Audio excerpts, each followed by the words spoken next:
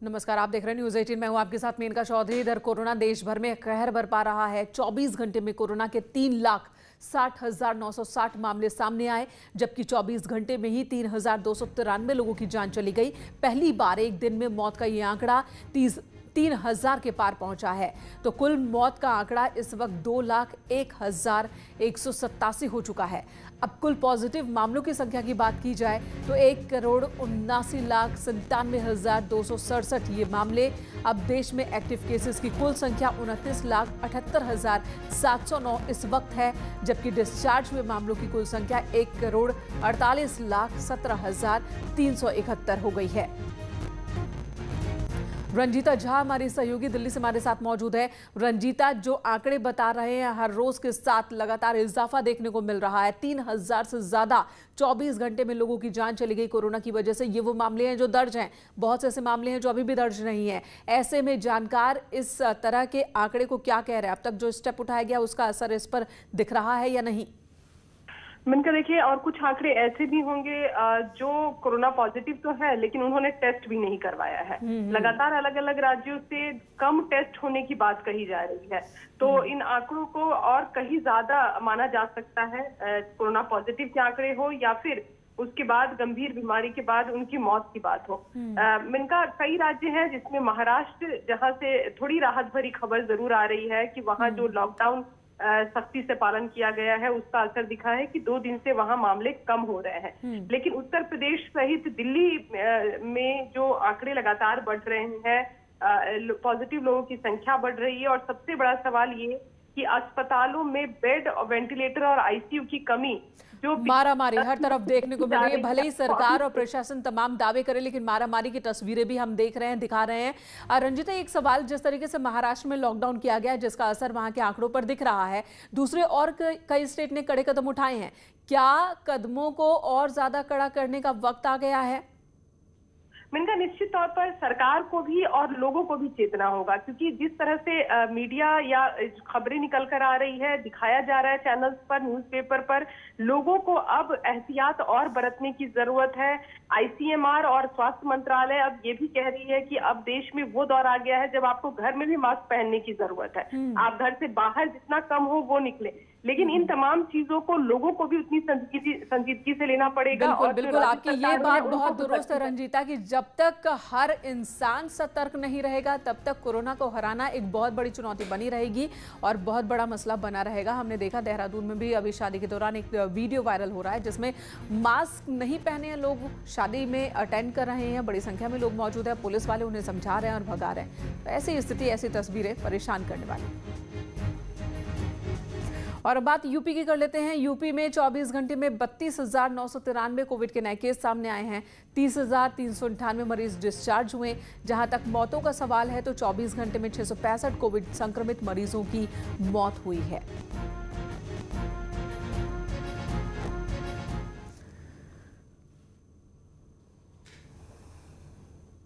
खबर बदायूं से। बदायूं में कोरोना का कहर लगातार देखने को मिल रहा है। कोरोना से 7 लोगों की मौत बदायूं में हुई है।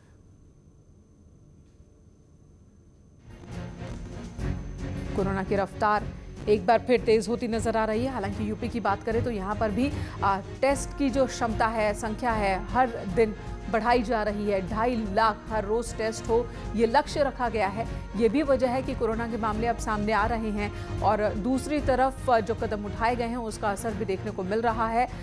आज केसेस, जो एक्टिव नए मरीजों की संख्या है वो कल के मुकाबले थोड़ी कम रही। दरगाजियाबाद के गार्गे हॉस्पिटल का एक वीडियो वायरल हो रहा है जिसमें हॉस्पिटल का स्टाफ ऑक्सीजन खत्म होने की अनाउंसमेंट कर रहा है। साथ ही मरीजों के तीमारदारों से ऑक्सीजन की व्यवस्था करने को भी कह रहा है। हालांकि बाद में प्रशासन की ओर से गार्गे हॉस्पिटल को ऑक्सीजन मुहैया करा दिया गया। ये वीडियो मंगलवार का बताया जा रहा है।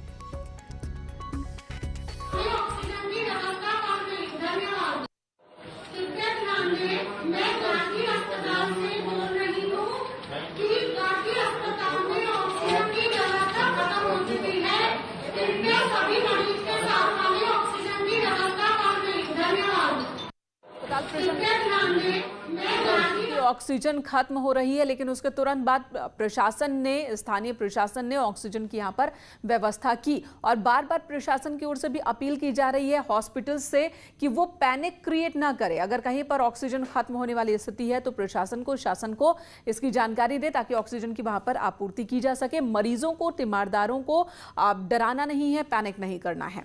टीम 11 की बैठक में सीएम योगी आदित्यनाथ इस वक्त मीटिंग ले रहे हैं। कोरोना को लेकर ये मीटिंग चल रही है। इस वक्त टीम 11 के साथ वर्चुअली लगातार सीएम योगी आदित्यनाथ मीटिंग कर रहे हैं। हर रोज खुद CM Yogi Adityanath corona positive हैं, लेकिन मौजूदा हालात को देखते हुए लगातार वो एक्टिव हैं और जो फैसले लेने हैं वो फैसले भी लिए जा रहे हैं हर रोज के हालात को देखते हुए।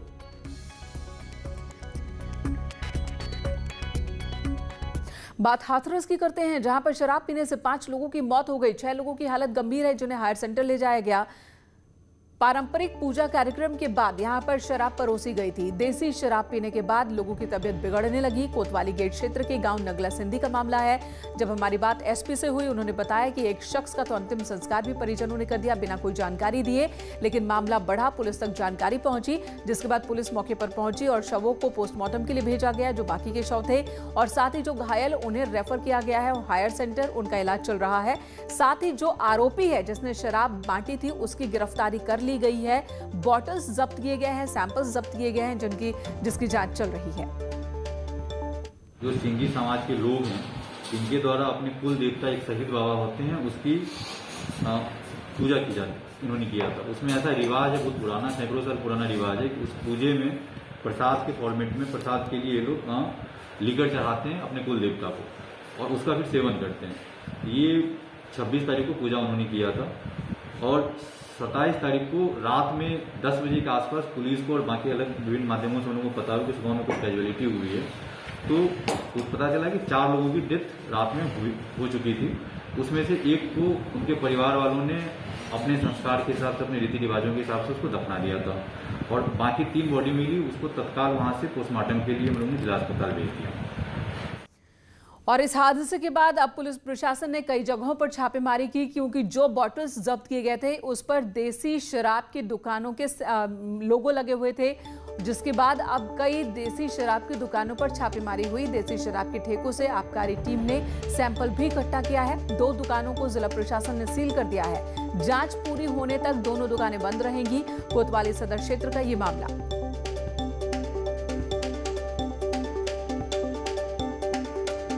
उधर मिर्जापुर में मकान की छत गिरने से एक ही परिवार के 5 लोगों की मौत हो गई। पति पत्नी और 3 बच्चों की मौत हो गई। बचाव दल ने मलबे से शवों को बाहर निकाल लिया। ये बताया जा रहा है कि मकान की हालत जर्जर थी और ये परिवार यहाँ पर किराए पर रह रहा था। काफ़ी लंबे वक्त से यहीं पर ये परिवार रह रहा था। 50 से 60 रुपए महीना किराया देता था ये परिवार। रात को सोते वक्त छत गिरी और पूरा का पूरा परिवार ही मलबे में दब गया। हादसे पर सीएम योगी आदित्यनाथ ने दुख जताया और वरिष्ठ अधिकारियों को मौके पर पहुंचने के निर्देश दिए गए। साथ ही सीएम ने मृतकों के परिजनों को तत्काल प्रभाव से 2-2 लाख रुपए आर्थिक मदद का ऐलान भी किया है। इस परिवार की अब बस एक बेटी बची रह गई है, जो कि वाराणसी में पढ़ रही थी। इसमें एक जो कमरा गिर गया था मकान का, उसमें 5 लोग सो रहे थे और हमने रेस्क्यू ऑपरेशन चलाया। 5 की बॉडी अभी रिकवर की जा चुकी। इनके परिवार की एक बेटी है जो बनारस में कहीं पढ़ रही थी, वो इसमें सुरक्षित बची है, तो वो भी यहाँ पर भी पहुँच गई है। और सभी जो शव थे 5 वो अस्पताल भिजवा दिए गए। सर 5 बेड हैं क्या? हाँ, 5 के शव अस्पताल भिजवा दिए गए। क्या करते थे सर ये किराए मकान के? ये अपने जो पानी की जो मोटर होती है उसकी रिपेयरिंग वगैरह काम करते थे। एक और हादसा हुआ हरदोई में। 20 फीट गहरे बोरवेल में गिरने से 4 साल के बच्चे की जान चली गई। दरअसल बच्चा अपनी मां के साथ खेत पर गया था। इसी दौरान खेलते खेलते बोरवेल में गिर गया। मौके पर पहुंची रेस्क्यू टीम ने पास में जेसीबी की मदद से एक गड्ढा खोदा। बच्चे को बाहर निकाल भी लिया गया था और जैसा कि रेस्क्यू टीम ने बताया कि बच्चे की हालत उस वक्त ठीक थी जब वो बाहर निकाला गया, लेकिन हॉस्पिटल ले जाने के दौरान ही उसकी जान चली गई। पूरा मामला हरपालपुर के कोतवाली इलाके के सतौथा का है। एक बोरवेल में बच्चा गिर गया था। काफ़ी प्रयास किया गया और फायर सर्विस की गाड़ियों ने और हॉस्पिटल के स्टाफ ने, पुलिस टीम ने पूरे प्रयास करके बच्चा निकाल लिया था। बच्चा सही सलामत था, लेकिन रास्ते में आते समय जो भी काम रहा हो बच्चा जो एक्सपायर हो गया है। और जो बड़ा दुखद घटना रही और हम काफ़ी प्रयास किए, लेकिन बच्चा जीवित नहीं रह पाया। उधर कानपुर में रफ्तार का कहर देखने को मिला, जहां पर आगरा लखनऊ एक्सप्रेसवे पर बेकाबू बस पलट गई। 10 लोग जख्मी हुए हैं इस हादसे में। 3 की हालत गंभीर बताई जा रही है। घटना बिल्हौर कोतवाली के बरंडा गांव के पास हुई। बताया जा रहा है कि दिल्ली से प्रवासी कामगारों को लेकर ये बस बिहार जा रही थी। मथुरा में पुलिस ने 5 अप्रैल को बस में हुई लूट का खुलासा किया। 3 बदमाशों को पुलिस ने गिरफ्तार भी किया है और मुठभेड़ के बाद इन बदमाशों की गिरफ्तारी हुई, जिनके कब्जे से लूटा गया सामान भी बरामद कर लिया गया है। दरअसल 5 अप्रैल को यमुना एक्सप्रेसवे पर बदमाशों ने बस को हाईजैक कर लूटपाट को अंजाम दिया था। अब पुलिस ने इन सभी को पकड़ लिया है। जनपद मथुरा में पड़ने वाले एक्सप्रेसवे पर विगत कुछ दिनों से राहगीरों के साथ लूट की घटना प्रकाश में आ रही थी, जिसमें विशेष रूप से थाना सुरीर में बस में हुई लूट, जिसमें 6 व्यक्तियों द्वारा राहगीरों से लूटपाट की गई थी। इन्हीं सभी घटनाओं के साथ साथ परसों की रात में थाना सादाबाद क्षेत्र हाथरस व थाना बलदेव क्षेत्र में 3 लूट की घटनाएं हुई थी। इन सभी घटनाओं के वादियों से जब बात की गई तो अभियुक्तों का हुलिया व प्रयुक्त होने वाली मोटरसाइकिल एक समान पाई गई। इन सभी घटनाओं के पीछे जो गैंग है उसके 3 मेंबर्स को मुठभेड़ के बाद अरेस्ट कर लिया गया है। इस गैंग का गैंग लीडर योगेश, इसका साथी दुष्यंत और गौरव, इनको अरेस्ट किया गया है। उधर देवरिया में 2 पक्षों के बीच मारपीट, जिसका वीडियो सामने आया है। दोनों पक्षों के लोग एक दूसरे पर लाठी डंडे से हमला कर रहे हैं। वीडियो में देखिए, तस्वीरों में देखिए, देवरिया के भलुअनी ब्लॉक का ये मामला है। 2 पक्ष आमने सामने, खूनी संघर्ष की तस्वीर। बुजुर्गों को भी नहीं छोड़ा इन्होंने, लाठी डंडों से पिटाई की ये तस्वीर देखिए। हॉकी स्टिक का भी इस्तेमाल कर रहे हैं सभी। एक शख्स जो कि लाल रंग की शर्ट में है वो गिर जाता है, बेहोश हो जाता है, लेकिन वहां मौजूद बाकी लोग उसे पीटते हुए नजर आ रहे हैं। एक दूसरे पर लाठी डंडों से जानलेवा हमला करते हुए लोग नजर आ रहे हैं। देवरिया का ये वीडियो है जो इस वक्त सामने आया है। किस बात को लेकर लड़ाई हुई है?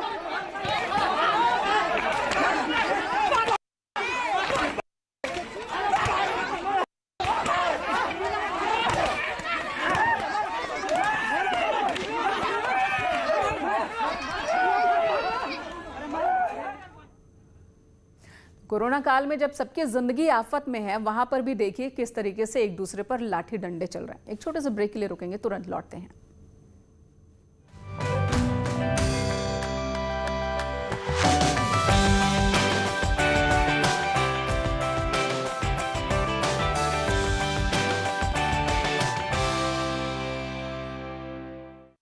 अदाएं फ्लॉन्ट करने के बाद बिना ब्लाउज के साड़ी पहनी और सुर्खियों में आ गई। आगे की स्लाइड्स में देखिए ऐसी ही कुछ तस्वीरें। इस लिस्ट में सबसे पहले नंबर पर है international star Priyanka Chopra Jonas. कुछ समय पहले प्रियंका चोपड़ा ने एक मैगजीन के फोटोशूट के लिए बिना ब्लाउज साड़ी लुक में फोटोशूट कराया था। उनके इस अंदाज ने दुनिया भर में सुर्खियां बटोरी थी।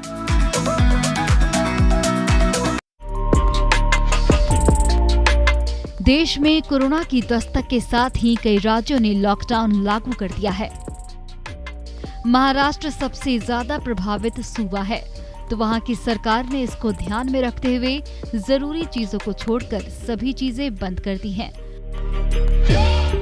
मुंबई में कुछ ऐसा ही हाल है। स्टार्स ने भी खुद को घर में बंद कर लिया है और फिलहाल बाहर निकलने से कतरा रहे हैं। अब सितारों के लिए और भी मुश्किलें आ गई हैं, क्योंकि मालदीव ने इंडिया से आने वाले सैलानियों पर रोक लगा दी है। भारत में कोरोना के प्रकोप को देखते हुए ये कदम उठाया गया है। बॉलीवुड में कई ऐसे कपल हैं जो अपने लुक के चलते चर्चा में रहते हैं। ऐसी एक जोड़ी है मलाइका अरोड़ा और अर्जुन कपूर की। दोनों को एक दूसरे के साथ कई बार स्पॉट किया गया है। यहाँ तक कि मलाइका और अर्जुन एक दूसरे से प्यार का इजहार सोशल मीडिया पर भी कर चुके हैं। दोनों की तस्वीरें अक्सर सोशल मीडिया पर वायरल होती हैं। अब अर्जुन कपूर ने दिल की बात जुबान पर लाते हुए मलाइका को काफी स्पेशल बताते नजर आ रहे हैं। अर्जुन कपूर ने बताया कि उन्हें ये पसंद है कि मलाइका कितनी पॉपुलर है।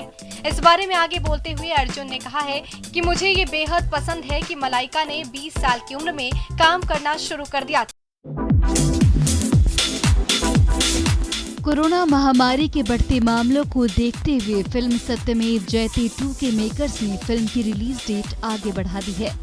ये फिल्म ईद के मौके पर 12 मई को सिनेमाघरों में रिलीज होनी थी, लेकिन अभी तक मेकर्स ने किसी भी नई डेट का ऐलान नहीं किया है।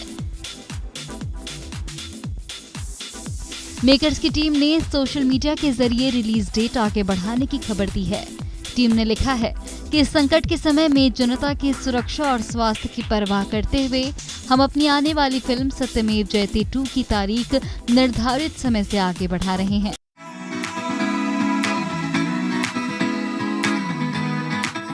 हीरोइंस ग्लैमर की हदें पार कर जाती हैं। कुछ ऐसी ही ग्लैमरस तस्वीरें हम आपके लिए लेकर आए हैं, जब एक्ट्रेसेस ने फैशन और स्टाइल को मॉडिफाई करने के लिए दुनिया के सबसे खूबसूरत पहनावे साड़ी के साथ खिलवाड़ कर डाला। कई बार हीरोइनों ने हॉट अदाएं फ्लॉन्ट करने के बाद बिना ब्लाउज की साड़ी पहनी और सुर्खियों में आ गई। आगे की स्लाइड्स में देखिए ऐसी ही कुछ तस्वीरें। इस लिस्ट में सबसे पहले नंबर पर हैं international star Priyanka Chopra Jonas. कुछ समय पहले प्रियंका चोपड़ा ने एक मैगजीन के फोटोशूट के लिए बिना ब्लाउज साड़ी लुक में फोटोशूट कराया था। उनके इस अंदाज ने दुनिया भर में सुर्खियां बटोरी थी।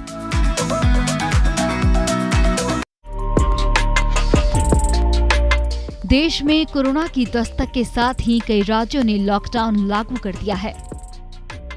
महाराष्ट्र सबसे ज्यादा प्रभावित सूबा है, तो वहां की सरकार ने इसको ध्यान में रखते हुए जरूरी चीजों को छोड़कर सभी चीजें बंद कर दी हैं। मुंबई में कुछ ऐसा ही हाल है। स्टार्स ने भी खुद को घर में बंद कर लिया है और फिलहाल बाहर निकलने से कतरा रहे हैं। अब सितारों के लिए और भी मुश्किलें आ गई हैं, क्योंकि मालदीव ने इंडिया से आने वाले सैलानियों पर रोक लगा दी है। भारत में कोरोना के प्रकोप को देखते हुए ये कदम उठाया गया है। बॉलीवुड में कई ऐसे कपल हैं जो अपने लुक के चलते चर्चा में रहते हैं। ऐसी एक जोड़ी है मलाइका अरोड़ा और अर्जुन कपूर की। दोनों को एक दूसरे के साथ कई बार स्पॉट किया गया है। यहाँ तक कि मलाइका और अर्जुन एक दूसरे से प्यार का इजहार सोशल मीडिया पर भी कर चुके हैं। दोनों की तस्वीरें अक्सर सोशल मीडिया पर वायरल होती हैं। अब अर्जुन कपूर ने दिल की बात जुबान पर लाते हुए मलाइका को काफी स्पेशल बताते नजर आ रहे हैं। अर्जुन कपूर ने बताया कि उन्हें ये पसंद है कि मलाइका कितनी पॉपुलर है। इस बारे में आगे बोलते हुए अर्जुन ने कहा है कि मुझे ये बेहद पसंद है कि मलाइका ने 20 साल की उम्र में काम करना शुरू कर दिया था। कोरोना महामारी के बढ़ते मामलों को देखते हुए फिल्म सत्यमेव जयते 2 के मेकर्स ने फिल्म की रिलीज डेट आगे बढ़ा दी है। ये फिल्म ईद के मौके पर 12 मई को सिनेमाघरों में रिलीज होनी थी, लेकिन अभी तक मेकर्स ने किसी भी नई डेट का ऐलान नहीं किया है। मेकर्स की टीम ने सोशल मीडिया के जरिए रिलीज डेट आगे बढ़ाने की खबर दी है। टीम ने लिखा है कि इस संकट के समय में जनता की सुरक्षा और स्वास्थ्य की परवाह करते हुए हम अपनी आने वाली फिल्म सत्यमेव जयते 2 की। इस न्यूज हेडलाइंस के प्रायोजक पेट सफा आयुर्वेदिक जून। पेट सफा हर रोग दफा।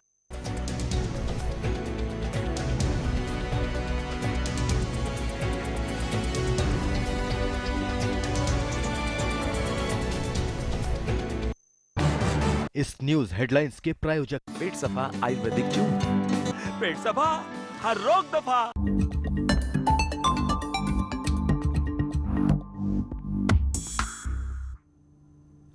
कोरोना को हराना है तो कुछ छोटी छोटी मगर बड़ी बातों का ख्याल रखना होगा। मास्क, डिस्टेंसिंग और सैनिटाइजेशन।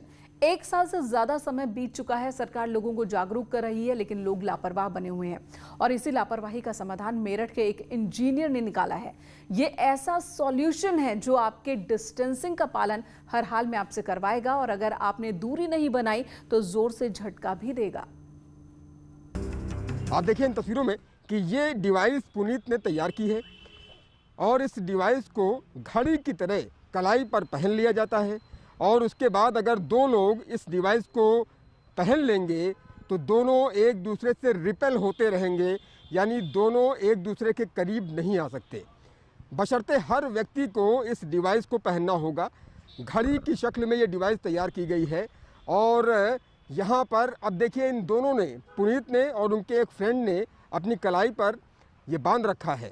हम पुनीत से कहेंगे कि पुनीत ज़रा एक प्रयोग करके दिखाइए कि कैसे आप लोग इस घड़ी नुमा शक्ल वाली डिवाइस का इस्तेमाल कर रहे हैं सोशल डिस्टेंसिंग के लिए। अब देखिए इन दोनों लोगों ने घड़ी नुमाई शक्ल वाली डिवाइस पहन ली है और कैसे एक दूसरे से रिपेल कर रहे हैं, कैसे एक दूसरे से दूर जा रहे हैं। ये आप इन तस्वीरों में देखिए कि यहाँ पुनीत कितनी दूरी पर खड़ा हुआ है और इनका एक दोस्त यहाँ पर खड़े हुए हैं।